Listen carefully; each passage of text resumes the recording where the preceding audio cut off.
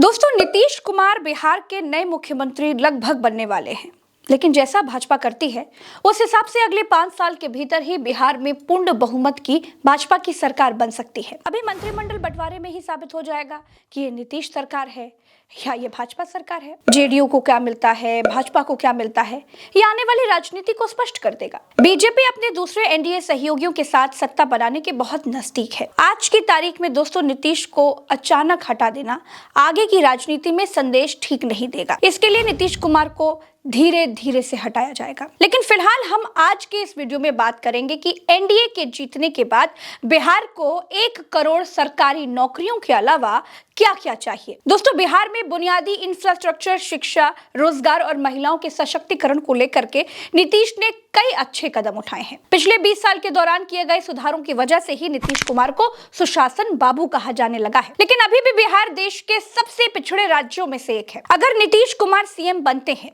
तो उन्हें अपने नए कार्यकाल में बहुत ऐसा कुछ करना होगा जिससे बिहार का आर्थिक और सामाजिक विकास तेज हो पाए। महागठबंधन ने राज्य में हर परिवार के एक सदस्य को सरकारी नौकरी देने का वादा किया था, तो एनडीए ने भी 1 करोड़ नौकरियां देने की बात कह दी थी। बिहारी नौजवानों का रोजगार के लिए देश के दूसरे राज्यों में पलायन करना इस राज्य की सबसे बड़ी समस्या है। बिहार में हर 3 में से 2 घरों का कम से कम एक सदस्य तो दूसरे राज्य में काम करता है। 1981 में केवल 10-15% परिवारों में ही कोई प्रवासी मजदूर था, लेकिन 2017 तक ये आंकड़ा बढ़कर 65% हो गया। 2023 में भारत के 4 सबसे व्यस्त अनरिजर्व्ड रेल मार्ग बिहार से शुरू होने थे। ये इस बात का सबूत है कि बिहार का वर्किंग फोर्स किस तरह से राज्य से बाहर जा रहा है। बिहार में छोटी जोत इंडस्ट्री में नौकरियों की कमी और कमजोर मैन्युफैक्चरिंग बेस की वजह से लोगों को रोजगार के लिए घर छोड़ना पड़ता है। बिहार का 54% वर्किंग फोर्स अभी भी खेती बाड़ी से जुड़ा है, जबकि राष्ट्रीय स्तर पर यह 46% है। मैन्युफैक्चरिंग सेक्टर में सिर्फ 5% लोगों को रोजगार मिला है, जबकि राष्ट्रीय औसत 11% है। बिहार भारत की सबसे युवा आबादी वाले राज्यों में से एक है। यहाँ आधे से अधिक लोग 15 से 59 वर्ष की कामकाजी आयु वर्ग के हैं। फिर भी यहाँ अच्छी नौकरियों की कमी है। बिहार के ज्यादातर विधानसभा क्षेत्र अभी भी ग्रामीण है।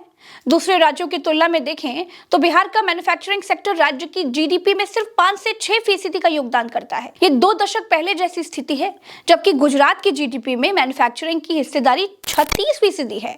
बिहार की मैन्युफैक्चरिंग में ये ठहराव न केवल राज्य के भीतर की चुनौतियों को दिखाता है, बल्कि असामान्य औद्योगिक विकास के राष्ट्रीय रुझान को भी जाहिर करता है। फैक्ट्रियों की सीमित संख्या होने की वजह से राज्य में कौशल विकास बाधित हो रहा है। इससे कामकाजी उम्र के लोगों का एक बड़ा हिस्सा दूसरे राज्यों में पलायन करने को मजबूर है। नीतीश कुमार को बिहार में तथाकथित जंगल राज खत्म करने का श्रेय दिया जाता है, लेकिन स्टेट क्राइम रिकॉर्ड ब्यूरो के मुताबिक 2015 से 2024 के बीच बिहार में अपराध दर में भारी बढ़ोतरी हुई है। बिहार में स्कूल छोड़ने वालों की दर चिंताजनक है।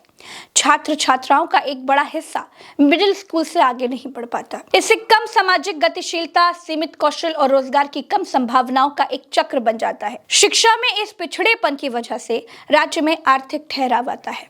इससे बिहार के युवा भारत की ग्रोथ स्टोरी का हिस्सा नहीं बन पाते हैं। बड़े परिवार और तेजी से बढ़ती आबादी की वजह से बिहार को शिक्षा, स्वास्थ्य सेवा और रोजगार पैदा करने में तुरंत बड़ा निवेश करना होगा। लेकिन इन चुनौतियों के बावजूद दोस्तों, बिहार की युवा आबादी और बेहतर होते हेल्थ इंडिकेटर ये बताते हैं कि उम्मीद बरकरार है। शिक्षा, स्किल डेवलपमेंट और रोजगार पैदा करके बिहार बदलाव की दिशा में और बड़ी छलांग लगा सकता है। दोस्तों, मेरे साथ फिलहाल इतना ही। चैनल को सब्सक्राइब कीजिएगा। इस विषय में आपकी क्या राय है हमें कमेंट में बताइएगा। आप जो भी कमेंट करते हैं हम जरूर पढ़ते हैं। नमस्कार।